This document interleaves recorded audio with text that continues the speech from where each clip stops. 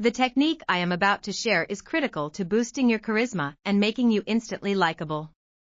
I use this technique with every person that comes in my path, stranger or not, child or adult.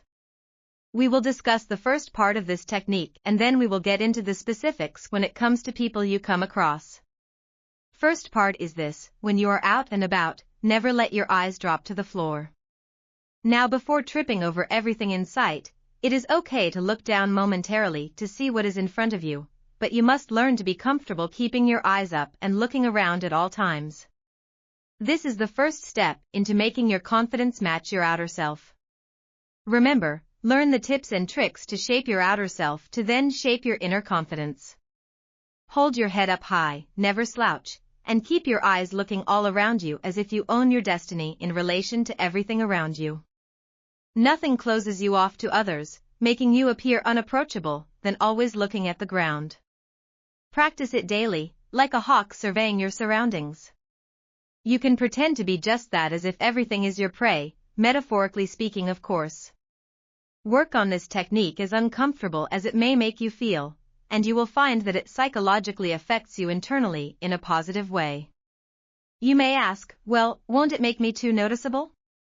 Won't it make me look like a bully asking for a fight or a weirdo with a creepy glare? And the answer to that would be no, as long as you remember the next two techniques I will share.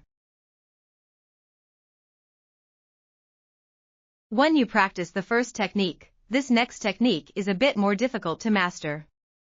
This one goes hand in hand with the next technique. Remember that because you should not do this one without the next, so practice them in tandem.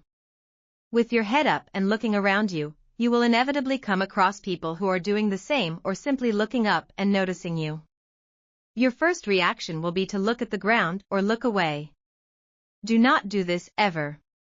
Get comfortable with looking people in the eye, not only coming across people in your path but in daily conversation.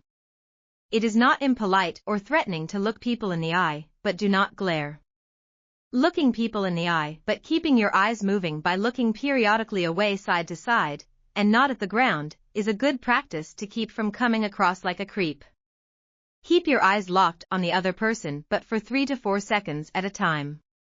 Also, if they look away, that is your cue to do the same, but always come back to them.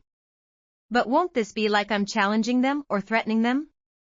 We are not talking about a stare down here. We are talking about a warming up to the next step that is paired with this one, and that is to smile and smile big. You must do this to keep from coming off as a threat. It is your diffuser to keep it from becoming a challenge. When you practice eye contact, smiling is very important to avoid confrontation.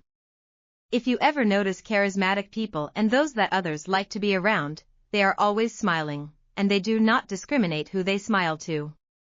They may even smile when not around others. They keep a smile always. Smiling without a reason or without others in your wake is difficult to do, but the greatest leaders will master the skill. It shows you are approachable, it levels out your confidence techniques. You want to look confident, but not smiling makes you look either creepy or like a bully. Again, keep your eyes moving, along with your smile, so you do not look like a psychopath. And do not half smile, smirk, or just raise your outer lips. Do it with conviction. Make it big, show your teeth, push your cheeks up to make your eyes squint. Make it big. Again, do it with everyone you come across, adult or child. One important point to make here: do not expect reciprocation. If you do not get a smile or even an acknowledgement back, continue to do it anyway. Not everyone is going to be as outgoing as you, and that's okay. Continue to do it and continue to do it with those that do not respond. Nobody is noticing this, I promise. Chances are they are noticing you, and in a positive way, regardless of how well it is not received.